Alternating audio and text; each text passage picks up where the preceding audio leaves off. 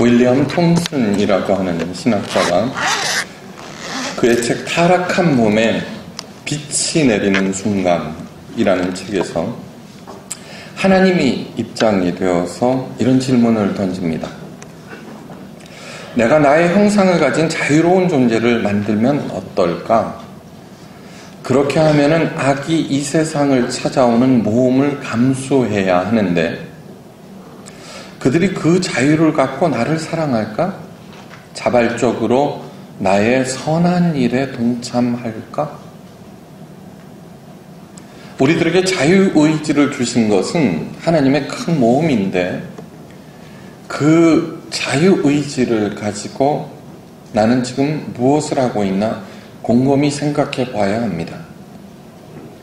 하나님께서 정말 살아계신다면 어떻게 이런 일이 일어날 수 있습니까?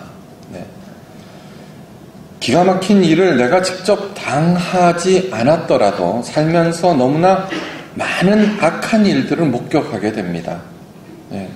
얼토당토 않는 일. 어떻게 하나님께서 살아계신다면 저런 일들이 일어날 수 있을까? 하나님은 도대체 뭐 하시는 거야? 이런 것이죠. 그때마다 사람들은 하나님의 존재를 의심스러워하고 그 의심을 끝내 극복하지 못하고 하나님을 떠나는 사람들도 많습니다. 유명한 무신론 철학자 인거설은 청중들 앞에서 이렇게 외쳤습니다. 하나님이시여, 앞으로 당신에게 5분간의 시간을 주겠어. 5분 동안 당신을 내가 저주할 것인데 만약 당신이 살아있다면 나를 한번 처벌해 보시오. 그리고는 입에 담을 수 없는 저주로 하나님을 5분 동안 모욕하였습니다. 그러나 아무 일도 일어나지 않았습니다. 의기양양해진 인거설은 사람들에게 외쳤습니다. 여러분 보셨죠? 하나님은 없습니다. 기독교에 속지 마십시오. 인거설처럼 하나님을 모욕하지는 않지만 하나님의 그 전지전능함을 믿지 않은 사람들도 굉장히 많습니다. 2차 세계대전의 그 참혹함을 경험한 유럽의 신학자들은 하나님의 전지전능하심과 그분의 기적을 버렸습니다. 수천만 명이 죽었거든요. 그 중에는 600만의 유대인들이 학살당했습니다. 하나님의 전지전능하심, 살아계시다면 어떻게 저런 일들이 있을 수 있나? 그런 것이겠죠. 그 대신에 십자가에서 보여주신 예수님의 그 희생적이고도 구체적인 사랑의 포커스를 맞춥니다.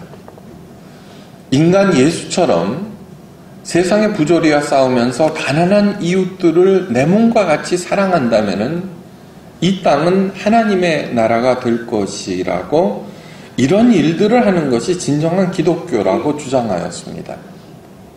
하나님의 전지전능함은 부인하면서 정말 그런 것 같죠, 그렇죠? 우리 교회도 그렇게 하는 것 같죠. 근데 그거는 여러분들 오해입니다. 저는 하나님의 전지전능하심을 믿습니다. 예수님처럼 세상의 부조리와 싸우면서 가난한 이웃을 내 몸과 같이 사랑한다. 그런데 이상하게도 유럽교회는 힘을 잃어가기 시작했고 교인들은 떠나기 시작했고 교회는 비기 시작합니다. 사람들은 꼭 징계를 받아야 벌이라고 생각합니다. 그래서 징계가 없으면은 괜찮은 줄 압니다. 그런데 징계보다도 더 무서운 벌이 있습니다. 오늘 본문에서 반복되는 구절이 있습니다. 하나님께서 저희를 마음의 정욕대로 더러움에 내어버려 두사 저희 몸을 서로 욕되게 하셨느니라. 이러므로 저희를 부끄러운 욕심에 내어버려 두셨으니 또한 저희가 저희가 마음에 하나님 두기를 싫어하며 하나님께서 저희를 그 상실한 마음대로 내어버려 두사가 반복되고 있습니다. 그러니까 사람들이 그 일을 그냥 그렇게 하도록 내버려 두신다는 것입니다. 이것을 하나님의 유기라고 부르는데 이 유기야말로 하나님의 유기야말로 가장 무서운 벌입니다. 동생 아벨을 죽인 형 가인에게 하나님께서 내리는 벌이 무엇인 줄 아십니까? 너 동생을 죽였으니까 너 사형이야, 그러지 않았습니다. 하나님께서는 너는 땅에서 피하며 유리하는 자가 되리라. 방황하는 자가 되리라. 동생 살해라고 하는 최악의 범죄에 대한 벌치고는 정말 아무것도 아니죠, 그죠?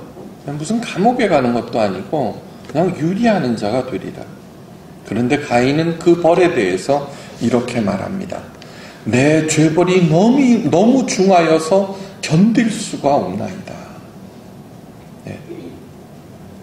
뻔뻔해서 그런 것이 아닙니다. 자신이 저지른 일에 대해서 벌이 너무 심하다는 그런 뜻이 아닙니다. 가인은 사람과 하나님의 낯을 피하며 방황하는 삶의 그 끔찍함을 잘 알고 있기 때문입니다. 만약 하나님의 유기가 얼마나 무서운 것인지 모른다면은 그 하나님의 침묵과 하나님의 유기에 대해서 또 이런저런 식으로 항의한다면 그 사람은 가인만도 못합니다. 하나님의 침묵과 하나님의 유기에 대해서 이렇게 항의하는 사람도 있습니다. 아니, 사랑의 하나님이라면서 그런 일들을 어떻게 그냥 내버려둬라는 거죠. 사랑의 하나님이라면서 이제는 유기한다고 하니까 사랑의 하나님이 어떻게 그냥 내버려둬 개입하셔서 어떻게든지 구출하셔야지, 그런 뜻입니다. 다음, 깊이 생각해야 됩니다. 자, 하나님께서 인간에게만 주신 것이 있습니다. 자유의지. 자유의지를 인간에게 주신 것은 하나님의 최대 모험입니다. 그것을 통해서 악이 이 세상에 들어올 줄을 하나님은 알고 계셨습니다. 사자는 인간보다 강합니다. 그런데 모든 사자들의 삶은 똑같습니다. 똑같습니다. 죽고 죽이고 그러다가 사라져버리는 것. 그러나 인간의 삶은 독특하고 다양합니다. 모두 다 자유의지 때문입니다. 자유의지를 주신 하나님께서는 우리 한 사람 한 사람으로부터 가장 독특하고 개성 넘치는 영광을 받기를 원하십니다. 그것이 큰 기쁨입니다. 하나님의.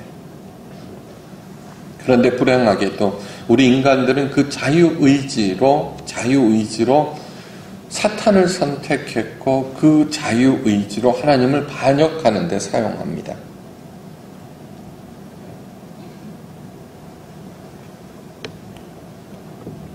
이 상황에서 하나님의 선택은 두 가지일 것입니다. 이 상황에서 그 최고의 선물 자유의지를 하나님을 대적하는 데 쓰고 있는 인간을 향한 하나님의 반응, 하나님의 선택 두 가지. 첫째는 그 자유의지를 회수하는 것입니다. 야, 내놔, 안 되겠다. 그걸 줬더니 얘네들 그렇게 하는구나. 그런데 이 자유의지를 박탈한다면 인간은 로봇이 되어버립니다. 그렇죠? 로봇. 하나님은 자존하시는 하나님입니다. 이 자존하시는 하나님은 로봇이 필요 없습니다. 그럴 바에는 세상 문을 닫아버리는 것이 낫습니다. 둘째는 우리 인간들이 원하는 바를 다 들어주는 것입니다. 그죠? 이것이 우리들이 원하는 바죠. 그죠? 야호, 신난다. 필요한 거 있으면은 얘기하면 하나님이 다 들어주십니다. 그런데 그렇게 해주신다면은 세상이 어떻게 될까요? 아마 가장 먼저 없어지는 것은 우리 남북한일 것입니다. 서로 죽이지 못해서 그러고 있으니까. 그죠? 우리만 북한을 미워하나요? 여러분 미워하는 사람 있죠? 그죠? 뭐 일본 없어질 것입니다. 그죠?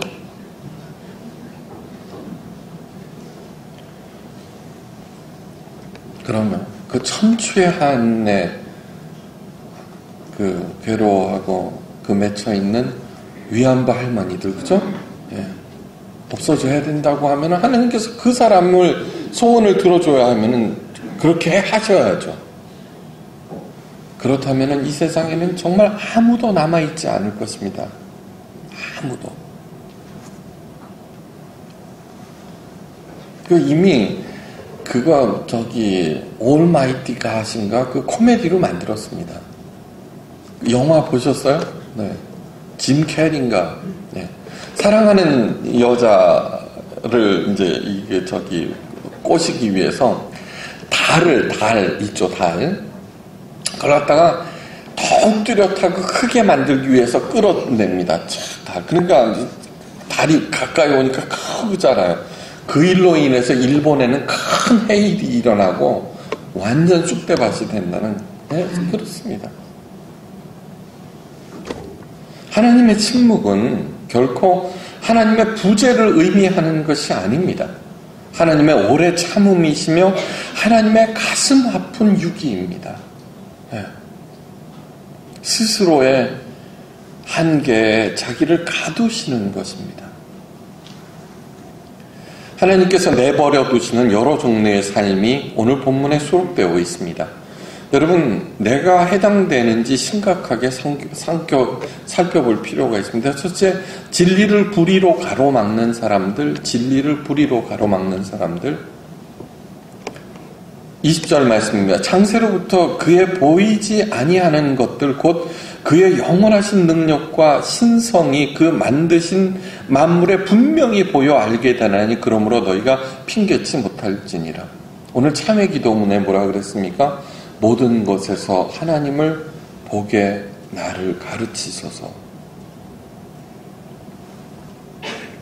하나님의 전지전능하신 능력이 얼마나 기기묘묘한 것인지 우리가 이렇게 서 있고 앉아 있는 것만으로도 충분합니다. 개미 한 마리. 동남아시아에 가면은 그 호텔 같은데 그 요만한 도마뱀이 있거든요. 천장에 붙어 있고 막 그럽니다. 천장에 붙어서 얼마나 잽싸게 도망가는지, 예? 과학자들 도대체 저게 뭐냐. 그래서 그 도마뱀의 발바닥을 연구하지만 우리가 흉내내지 못합니다.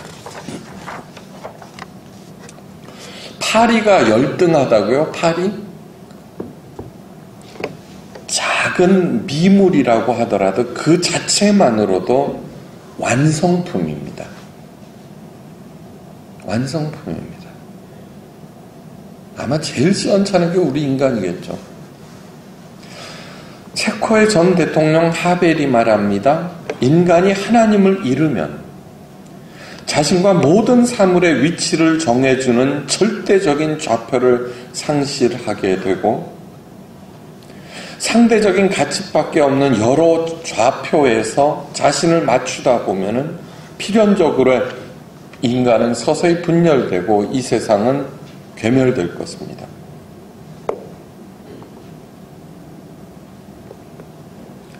두 번째로 하나님께서 내버려 두시는 분, 하나님을 알되 우리에게 하시는 말씀입니다. 하나님을 알되 하나님께 감사하지도 영광을 돌리지도 않는 사람들을 내버려 두십니다. 하나님을 알되 하나님으로 영화롭게 아니하고 감사치 아니하고 오히려 그 생각이 허망하여지며 미련한 마음이 어두워졌나니. 네. 하나님은 영화롭게 하지 아니하고 이 신앙마저도 자기의 복을 위해서 합니다. 모든 것이 하나님께로부터 온 것임에도 불구하고 내가 잘해서 얻은 것으로 생각합니다. 우리들의 영원한 숙제는 그 형통함 가운데 교만해지지 않는 것입니다. 교만해지지 않는 유일한 길은 모든 것이 하나님으로부터 왔으며, 그것을 절대로 잊지 않는 것입니다. 먹든지 마시든지 무슨 일을 하든지 하나님께 영광을 돌리는 마음으로 사는 것, 그것이 우리들의 영원한 숙제입니다. 하나님께서 내버려 두시는 세 번째, 우상 숭배로 전락한 삶입니다. 썩어지지 아니하는 하나님의 영광을 썩어질 사랑과 금수와 버러지 형상의 우상으로 바꾸었느니라. 사람들은 별것 다 숭배합니다. 이 개구리도 숭배합니다. 통도서에 가면은 금와라는 것이 있습니다. 금개구리. 금개구리는요, 산개구리입니다. 누런 산개구리. 근데 걔만 나타나면은 사람들 난리가 납니다. 통도서에 가보십시오. 난리가 납니다. 못 보면은 못 봤대서 웁니다. 그 먼 길마다 안고 왔는데 봤다 그러면 이제 소원 성취됐다 그러고 막 난리가 납니다. 난리가. 우리들은 안 그렇습니까? 네 번째로 내버려 두시는 삶은 정욕의 노예로 사는 사람들. 정욕의 노예로 사는 사람들. 그러므로 하나님께서 저희를 마음의 정욕대로 더러움에 내버려 두사 저희 몸을 서로 욕되게 하셨느니라. 다섯 번째, 마음에 하나님 두기를 싫어하는 사람들. 교회는 다닙니다. 예. 그런데 예배를 안 드리면 혼날 것 같거든요. 그렇지만 다른 데가 있습니다. 그죠? 설교를 들으면서 요즘 또 있잖아요. 나 옆에 사람 빨리 확인하세요. 다 제 잘못이죠. 또한 저희가 마음에 하나님 두기를 싫어하며 하나님께서 저희를 그 상실한 마음대로 내어버려 두사 합당치 못한 일을 하게 내버려 두었느니라. 자, 어떻습니까? 그 어디에도 해당되지 않는다고 자신할 사람 아무도 없죠, 그죠? 뭐 저라고 예외일 것 같습니까? 아니요.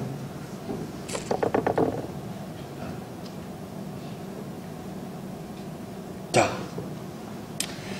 사람들의 소원을 모두 다 들어주는 대신 또한 인간의 자유의지를 박탈하거나 이 세상을 폐쇄하는 대신 우리 하나님께서는 제3의 길을 택하셨습니다. 이것이 오늘 설교의 포인트입니다. 도대체 뭘까? 제3의 길. 너는 본토 친척 아비집을 떠나 내가 지시하는 땅으로 가라. 곳으로 가라. 여러분, 이 얘기를 수도 없이 들었을 것입니다. 그런데 이것이 뭐냐 하면은 하나님께서 택하신 제3의 길이 처음으로 이 세상에 등장할 때입니다. 이 얘기를 아브라함한테만 했을 것 같습니까? 아니요. 그 당시 모든 사람들에게 그 얘기를 했습니다. 그러나 75세의 노인 아브라함만이 그 말에 따랐습니다.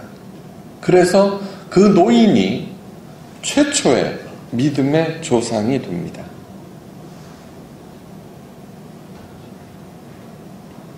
하나님의 말씀을 들려주시고 그 말씀을 따르는 사람들과의 동행, 하나님의 동행, 그것이 하나님의 세 번째 택하신 길입니다. 제3의 길. 우리를 사랑하시는 하나님께서는 성경 말씀뿐만 아니라 온 천하 만물과 모든 사건 사고를 통해서 우리를 부르시고 하나님을 따를 것을 촉구하십니다. 네. 여러분, 자식 이기는 부모 없죠, 그렇죠? 왜요? 사랑하기 때문입니다. 마찬가지입니다. 하나님께서 매를 드신다고 하시면은 여기에서 살아남을 사람이 도대체 누구입니까? 아까 예외가 없다 그랬잖아요, 그죠? 로저 보울링이라는 18살 고등학생이 있습니다. 미국입니다. 저 워싱턴주 미국 북쪽에 있는,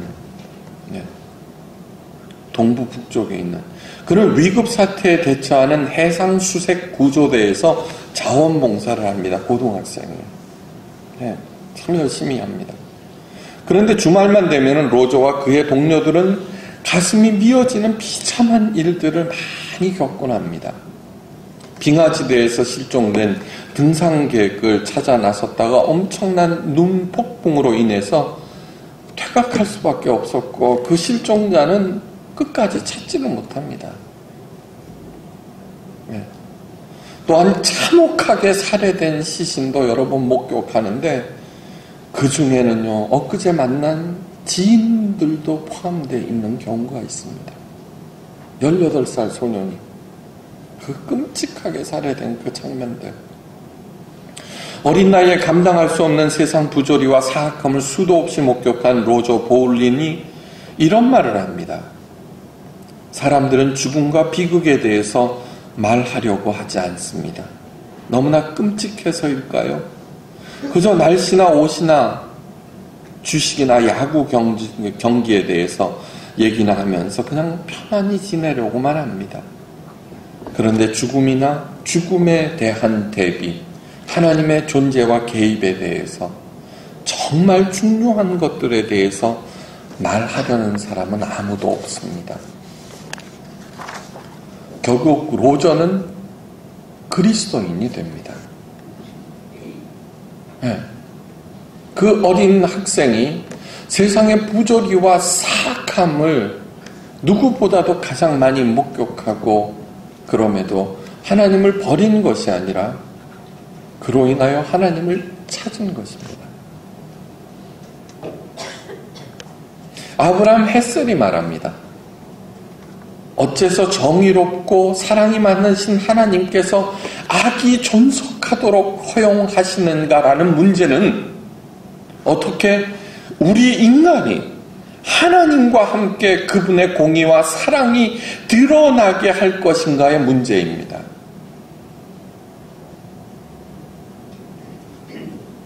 수많은 부조리 사악함을 보고 어떻게 침묵하십니까? 라고 하는 것이 아니라 그것을 보고 로저처럼 이제 어떻게 하나님과 함께 그분의 공의와 사랑이 드러나게 할 것인가 문제. 고난과 고통은 우리를 부르시는 하나님의 간절한 외침입니다. 하나님의 사랑과 공의에 참여하자는 간곡한 초대입니다. 네. 그 초대에 응하는 것이 우리들의 삶입니다.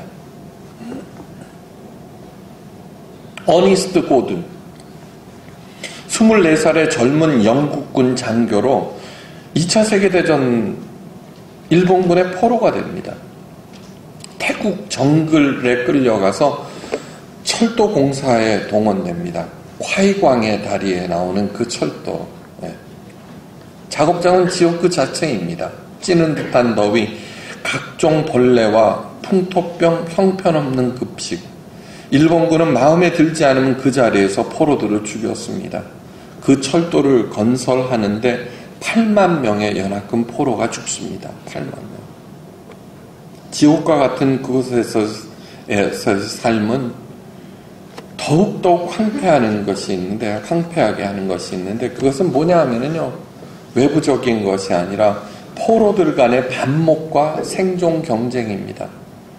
자기만 괜찮다고 하면은 조금 더 편하기 위해서 다른 사람들 죽어도 상관없습니다. 그래서 서로에 대한 증오심은 하늘을 찔렀고 사람들은 야수가 되었고 그럼에도 하나님께서는 침묵하셨습니다. 그런데 그 지옥을 변화시키는 한 사건이 일어납니다. 하루 일과가 끝나면은 작업 도구를 꼼꼼히 세웠는데 삽 하나가 없어졌습니다. 일본군은 삽을 훔친 사람 나오라고 소를 치었지만 아무도 나오지 않았습니다. 화가 난 일본군들이 다 죽인다고 소리치면서 실탄을 장전하였습니다. 실제로 죽입니다. 쏩니다. 바로 그 순간 한 병사가 앞으로 걸어 나와서 차렷 자세를 취하며 말했습니다. 제가 했습니다. 그 자리에서 죽였습니다. 그런데 삽이 없어진 것이 아니라 잘못 센 것입니다. 사람이 친구를 위하여 자기 목숨을 버리면 이에서 더 큰 사랑이 없느니라. 예수님의 고별설교 말씀입니다.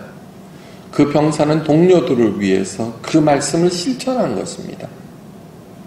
그날 이후 포로들의 태도가 달라지기 시작했습니다.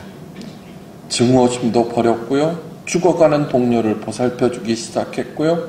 숨을 거두면 장례를 치러주었고요. 함께 기도하면서 슬퍼하고 마음 아파했습니다. 그러한 새로운 정신이 수용소 전체에 조용히 퍼져나가기 시작했습니다. 어니스트 고든은 대학에서 철학을 전공했다는 이유 하나만으로 비공식 군목이 됩니다. 어릴 때 기억을 더듬어서 군목 일을 어설프게 해나가고 그 수용소 내에 작은 교회도 세웠습니다. 매일 저녁 함께 모여서 기도했습니다. 사람들이. 여기서 끝난 것이 아닙니다. 과거의 전공들을 살려서 동료들을 가르치기 시작했는데 다시 말해서 정글대학이 세워진 것입니다. 역사, 철학, 경제학, 수학, 과학, 라틴어, 그리스어, 러시아어, 산스크리트어, 거기에서 가르쳐진 언어가 무려 9개입니다. 외국어 대학. 예술적인 재능을 가진 포로들은 자신들만의 페인트를 만들어서 삭막한 환경을 아름답게 꾸몄고요. 악기까지 직접 만들어서 오케스트라까지 만듭니다. 기억력이 뛰어난 사람들은 베토벤과 슈베르트의 교향곡을 통째로 악보 위에 써서 정기적으로 연주를 했습니다. 여기에서 변화가 멈춘 것이 아닙니다. 얼마나 사람들이 완전히 변해버렸는지 마침내 일본이 패망했을 때 그 극악한 일본군들에게 보복하지 않았습니다. 어니스트 고든의 삶도 바뀝니다. 고향으로 돌아가서 모든 계획을 포기하고 신학교에 가서 목사가 됩니다. 어니스트 고든 목사가 이런 말을 합니다. 하나님께서는 우리를 버리신 것이 아니었습니다. 예수님의 말씀을 목숨으로 바꾼 그 병사로 인하여 우리는 하나님을 찾았습니다. 하나님께서는 언제나처럼 우리와 함께 계셨습니다. 우리가 서로 사랑하며 신성한 삶을 살도록 우리를 애타게 부르고 계셨습니다. 하나님은 언제나 우리와 함께 계십니다. 네.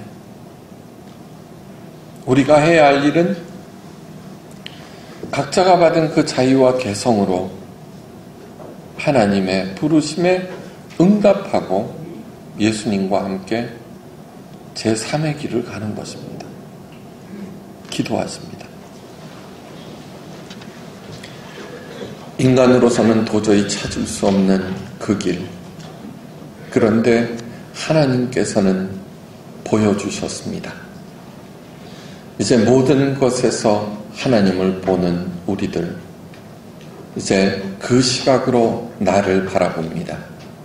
내 안에 이미 가득 채워놓으신 그 복을 하나님의 영광을 위해서 사용할 때 100배의 결실을 맺게 하시고 그 일로 인하여서 하나님은 영광받고 나는 살아나고 더욱 풍성해지고 내 옆에 친구들은 그 일로 인하여서 살아나는 그러한 많은 일들이 우리를 통하여 일어나게 하시고 그래서 우리가 가는 그곳마다 사랑, 생명, 기쁨이 흘러 넘치게 하옵소서. 감사드리며 모든 말씀 우리 주 예수 그리스도의 크신 이름으로 간절히 기도하옵나이다. 아멘.